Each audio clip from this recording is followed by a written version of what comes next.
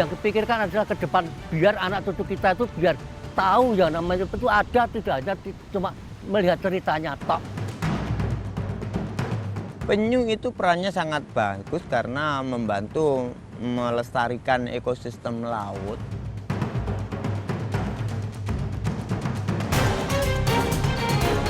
Jalan satu-satunya waktu itu sempat saya juga bicara sama istri, sama anak-anak. Lah istilahnya mau minjam lah dulu. Saya jual motor biar bisa mendirikan rumah konservasi ini.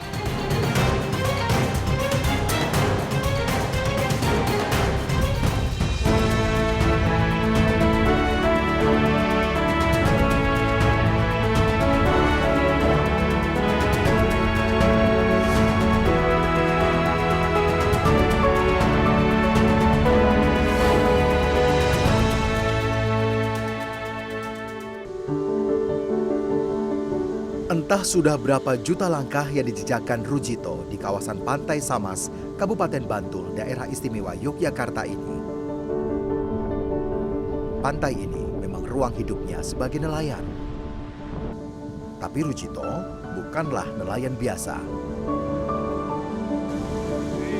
Hampir seperempat abad hidup, ia abdikan sebagai pelestari penyu. Namun siapa sangka, pria yang kerap dipanggil Mbah Duwur ini dulu justru seorang pemburu penyu.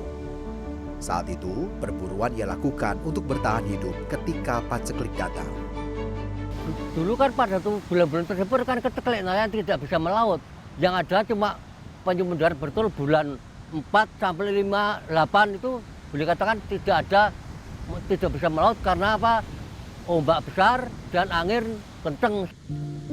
Titik balik Rujito terjadi pada tahun 2000 karena ia merasa ada kontradiksi dalam batin. Di satu sisi, ia mengkampanyekan penyu untuk tujuan pendidikan, namun di saat itu pula, ia masih berburu penyu. Perlahan tapi pasti, Rujito akhirnya merasakan hasil konsistensinya. Kan gini Mas, yang namanya penyu kan boleh katakan sekarang kan hampir punah. Sejak pertama kali saya dan jadi pelestari tahun 2000 itu seluruh pantai selatan cuma 3 atau 4 sarang yang menelur. Itu dari selatan pantai Bantul khususnya. Tetapi sekarang dari titik sama stok aja sudah mencapai 21. Biasanya Langkah Rujito ini mengundang perhatian sejumlah anak muda yang punya perhatian terhadap penyu. Salah satunya adalah Denny Widianto. Bahkan, ia mendirikan komunitas Reinspirasi untuk mendukung kerja-kerja konservasi Rujito. Meski awalnya Rujito resisten, kini Reinspirasi adalah dukungan utama bagi Rujito. Dari Rujito, Reinspirasi tak hanya belajar tentang konservasi penyu, tetapi juga nilai hidup. Mungkin waktu itu Pak Rujito tampak keras gitu ya terhadap orang luar, tapi buat kami beliau juga, kita melihat bahwa dia juga keras terhadap pendiriannya gitu, bahwa aku mau menyelamatkan tukik penyu walaupun tidak banyak yang tahu, tidak banyak yang mendukung, tidak banyak sorotan gitu misalnya, aku tidak peduli gitu. Buatku ini penting, buatku ini baik, ya aku jalankan gitu. Nah itu yang menarik buat kami sih. Menurut Denny, Rujito yang makin tua sudah seharusnya dibantu dalam kerja-kerja konservasinya. Oleh karena itu, Reinspirasi menginisiasi si Turtle Ranger yang merekrut relawan-relawan untuk konservasi penyu ini. Salah satunya adalah Almaida Melati yang punya kesempatan belajar langsung dari Rujito. Ya, menurut saya beliau ini sosok yang inspiratif, apalagi buat anak-anak muda sekarang. Jadi harus bisa ikut membantu konservasi penyu ini sekarang kan. Karena sekarang ini kayak penyu-penyunya itu telurnya takutnya kan diambilin sama orang-orang, dikonsumsi sendiri. Jadi karena beliau mendirikan ini, konservasi ini, jadi orang-orang di sekitarnya juga teredukasi untuk tidak memakan telur-telurnya itu. Para Sea Turtle Ranger ini adalah harapan pelestarian tukik di masa depan. Namun selain mereka, Rujito juga sudah menyiapkan penerus bila pada saatnya ia harus dipanggil Tuhan. Ia adalah Pasca Yuli, anak bungsunya. Semangat konservasi diturunkan langsung dari sosok ayahnya. Saya nggak ada keuntungan dari segi ekonomi, tapi keuntungan saya dari segi alam. Makin banyak penyu mendarat dan bertelur, kemungkinan makin banyak produktivitas ikan yang akan didapatkan gitu. Bagi Yuli, Rujito adalah kebanggaan keluarga. Salut sih, jarang-jarang ada yang dari pemburu bisa jadi kayak gini. Salut, terus bisa memberi secara pengertian buat masyarakat, mahasiswa-mahasiswa gitu. Di usianya yang sudah lanjut, 63 tahun, Rujito masih aktif dengan konservasi penyu, termasuk dengan pemeliharaan anak penyu atau tukik yang nantinya akan dilepas ke laut. Tangan dingin Rujito telah membuat tingginya tukik lahir selamat hingga 90%. Namun Rujito tak pernah marah bila para penerusnya belum mempunyai keahlian sepertinya. Yang penting, para generasi penerusnya terus belajar untuk melestarikan hewan pemelihara lautan ini. Setiap acara kita selalu membuat sosial eksperimen gitu, misalnya pesertanya kita tanya, siapa yang pernah ke objek-objek wisata yang populer di Yogyakarta misalnya. Siapa yang pernah ke Pantai Samas gitu, nanti kita compare berapa persen gitu. Terus siapa yang tahu ada konservasi penyu di Pantai Samas. Terus nanti puncaknya kita tanyakan siapa yang pernah dengar tentang Pak Rujito misalnya. Pahlawan konservasi yang pernah menerima Kalpataru.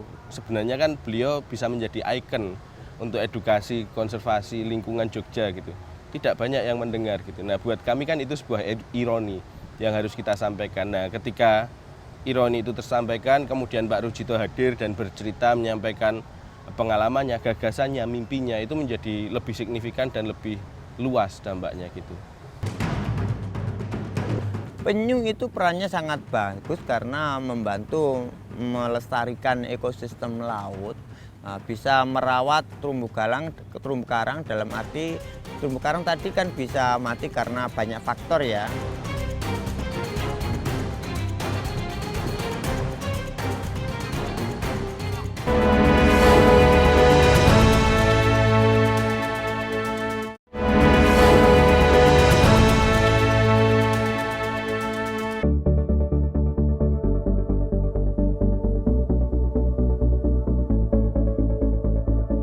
Hamparan pantai berpasir putih membentang sepanjang 765 meter bagaikan permadani di dekat muara sungai Bajulmati, Desa Gajahrejo, Kabupaten Malang, Jawa Timur. Pantai yang jaraknya sekitar 60 km dari pusat kota itu menjadi salah satu destinasi favorit pelancong di Malang Selatan. Namun ada yang berbeda dari geliat wisata di sudut pantai Bajulmati. Nampak sekelompok orang sibuk membersihkan dan memperbaiki bangunan yang tersembunyi di tengah-tengah rimbunnya pepohonan pinus laut. Ya, mereka adalah kelompok pegiat konservasi penyu yang tergabung dalam Bajulmati Sea Turtle Conservation Center atau BSTC. Kelompok yang diinisiasi oleh seorang nelayan bernama Sutari ini fokus menyelamatkan penyu dari kepunahan secara swadaya sejak tahun 2009. Berawal dari rasa kepedulian saja, panggilan jiwa, karena ya dengan karakter terbiasanya zaman dulu kan seperti itu ya. Kemari Paro Jinawi, hutan masih ligung lewang lewung, kepingin apapun masih ada. Sini ada banteng, merak, wis macem-macem lah. Nah, akhirnya dengan penyu yang biasanya disembelih, dijual telurnya, ini kami punya kepikiran apa nggak bisa ya kira-kira ini telur penyu ini ditetaskan. Semasa muda, Sutari dan banyak nelayan lainnya di Malang Selatan terbiasa memburu penyu. Ketidaktahuan akan status konservasi penyu yang diambang kepunahan membuat mereka kerap mengonsumsi daging dan telur penyu. Akan tetapi, Melihat semakin tahun jumlah penyu yang mendarat di kawasan itu semakin sedikit, membuat Sutari mengubah perspektif tentang kondisi kura-kura laut itu. Dulu memang saya juga ikut-ikutan itu, nangkep dan sebagainya. Masalah sudah terbiasa, adat di situ sudah biasa. Nah, disitulah akhirnya kami tertarik dan terpanggil untuk menyelamatkan, itu ceritanya. Nah, kebetulan dulu ini waktu penyelamatan ini banyak penyu hijaunya. Sehingga penyu hijau tadi kalau sudah menetas jadi tokek lucu, kecantik. Jadi tokek penyu hijau itu ininya ini putih, untuk kerapasnya ini hitam legam, ini panjang. Jadi kayak cantik itu. Rasa tertarik, terus akhirnya kasihan dan kami peduli berusaha menyelamatkan biar nggak habis. Penyu adalah satwa laut yang masuk ke dalam kelas reptilia. Menurut World Wide Fund for Nature atau WWF, keberadaan penyu terdeteksi sejak zaman Jurassik atau sekitar 200 juta tahun lalu.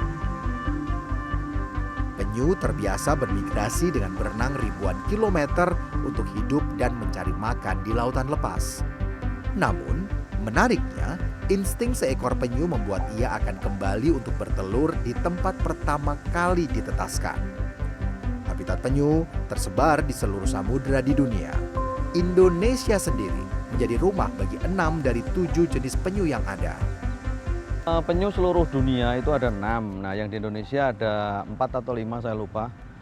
Termasuk yang di sini, ini semua penyu dilindungi dan memang masuk dalam kategori terancam punah. Sehingga wajib dilindungi atau wajib dilestarikan. Seperti yang di sini ada 4 jenis penyu, baik itu penyu lekang, kemudian penyu belimbing, penyu sisik, dan yang terakhir ditemukan baru-baru ini yang menurut saya amazing adalah penyu pipih atau Natator depressus. Untuk menjaga kelestarian penyu, setiap malam Sutari dan tim BSTC melakukan patroli.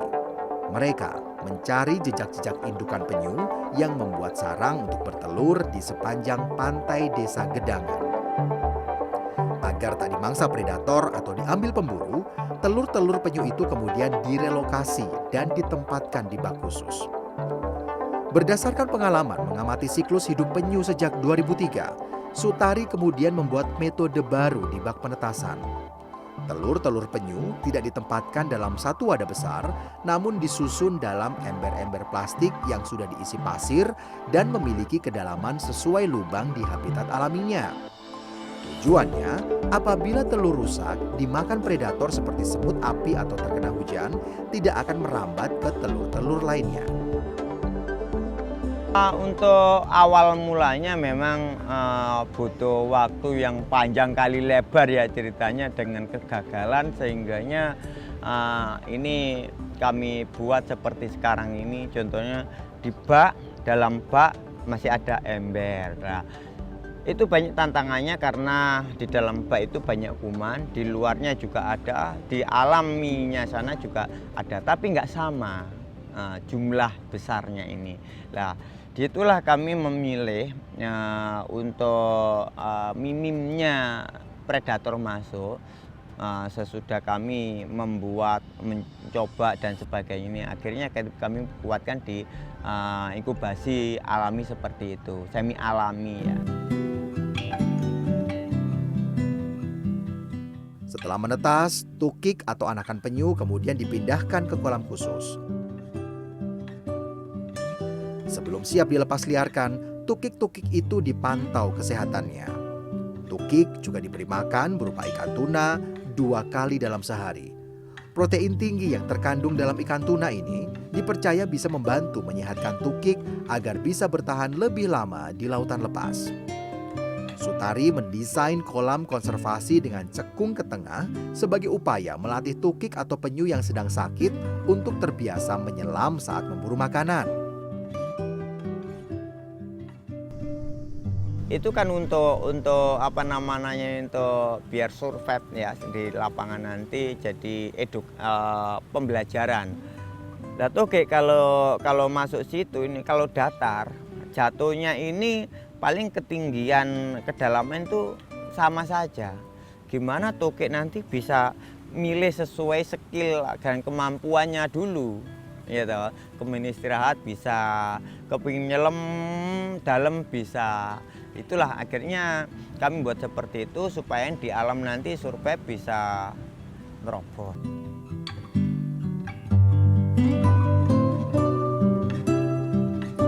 Di musim bertelur tahun ini yang dimulai sejak bulan Februari hingga setidaknya pertengahan Juni, Sutari dan tim BSTC sudah berhasil menyelamatkan 2.376 telur penyu.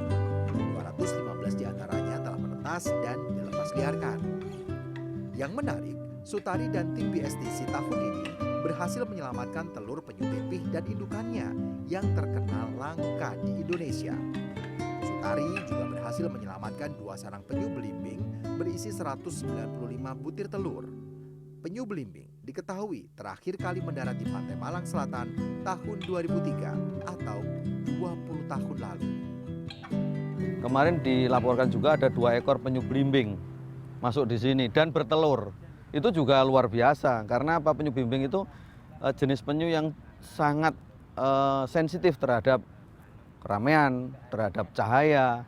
Nah, sampai dia mau bertelur di sini berarti secara ekologis, secara kualitas pantai di sini itu memungkinkan dan baik menurut ekologis penyu.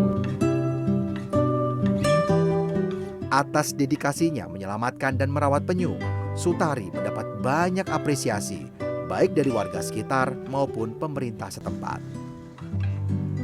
Menurut saya Pak Sutar sosok yang luar biasa karena apa? Orang biasa, bukan petugas seperti kami, tapi mempunyai nilai kepedulian yang luar biasa terhadap penyu khususnya dan lingkungan di sini. Sehingga beliau tanpa disuruh, tanpa dibayar, mau untuk melestarikan. Jadi harapan saya, contohlah Pak Sutar gitu loh. Buat Pak Sutar yang lain di seluruh Indonesia yang memang di situ tidak hanya penyu loh sebenarnya. Semua satwa atau satwa yang dilindungi itu yang merupakan aset bangsa. Harusnya ada Pak Sutar muncul di tempat lain yang bisa melestarikan itu.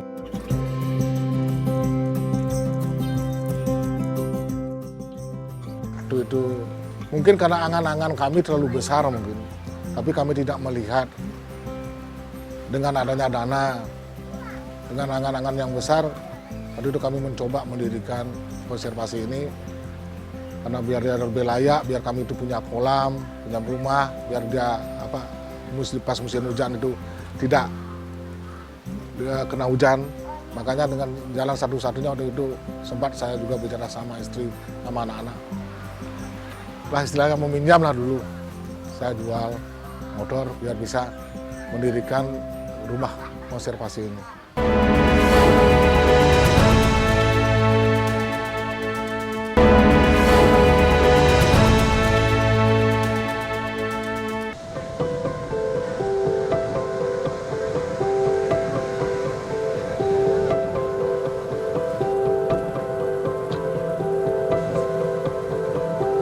Kawasan Pantai Watu Klotok di pesisir selatan Kabupaten Klungkung, Bali dengan pasir hitam mengkilap berlatar Nusa Pendida tak hanya menarik minat banyak wisatawan.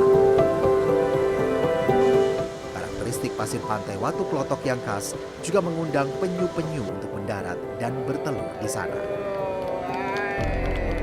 Ribuan telur ditebarkan penyu di pantai ini.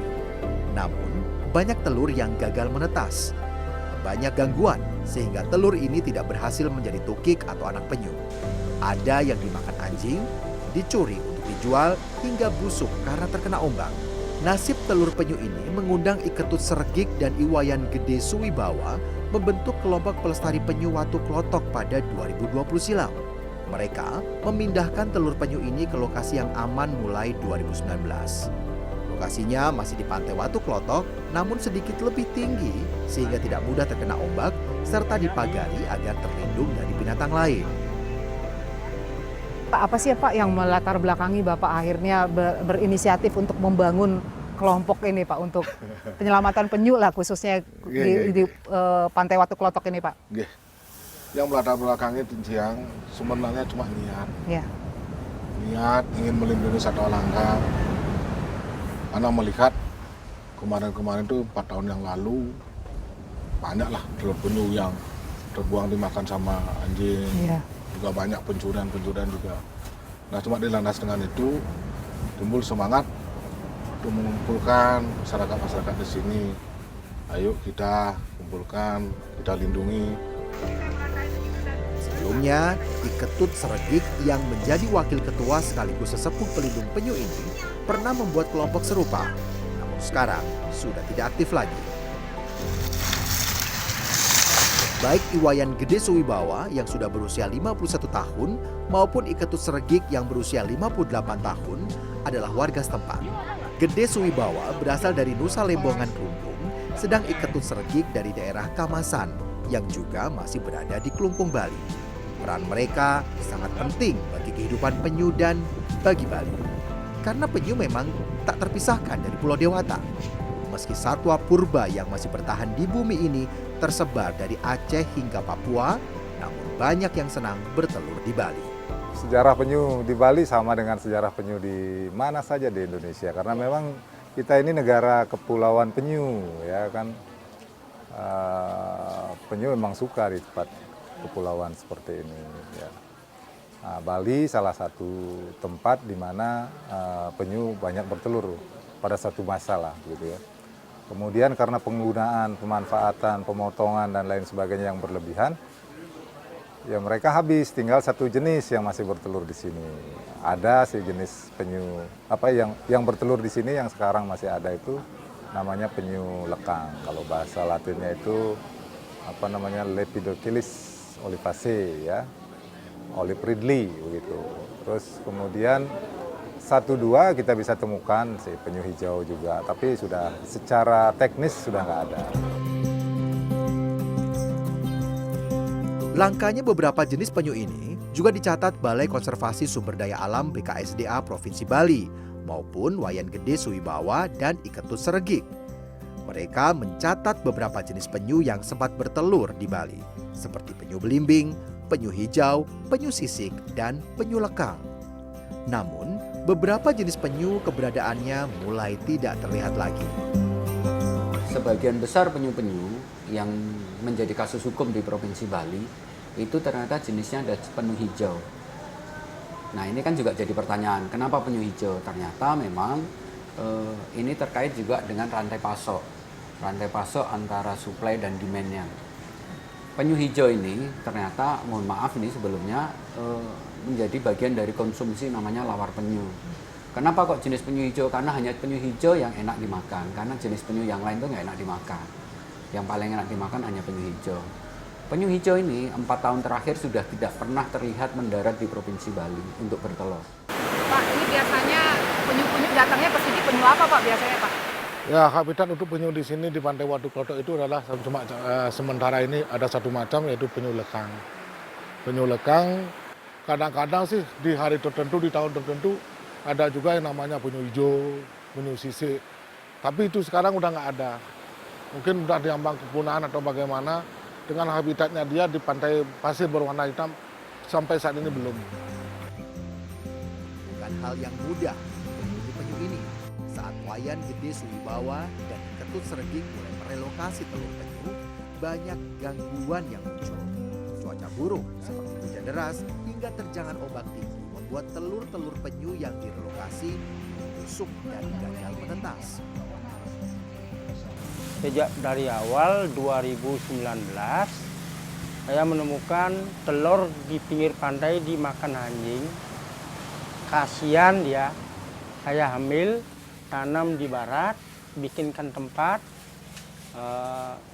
hampir 3.000 lebih. Terus selanjutnya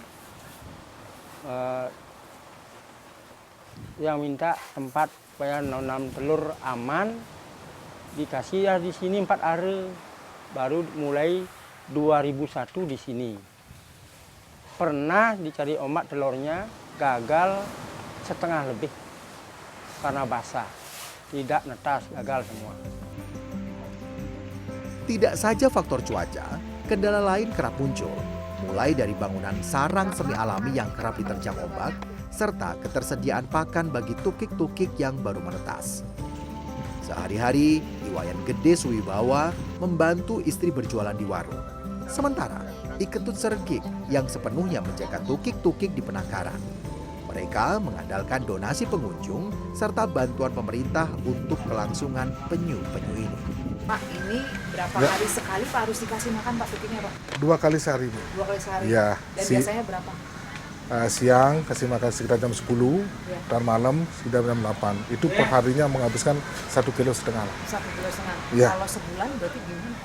Wah, nggak sempat saya hitung Iya, dah itu. makanya artinya dalam sehari 1,5 kilo ya Pak? Ya, itu mungkin karena angan-angan kami terlalu besar mungkin, tapi kami tidak melihat dengan adanya dana, dengan angan-angan yang besar. Tadi itu kami mencoba mendirikan konservasi ini karena biar dia lebih layak, biar kami itu punya kolam, punya rumah, biar dia pas musim hujan itu tidak dia kena hujan. Makanya dengan jalan satu-satunya waktu itu sempat saya juga bicara sama istri, sama anak-anak. Lah istilahnya meminjam lah dulu. Saya jual motor biar bisa mendirikan rumah konservasi ini.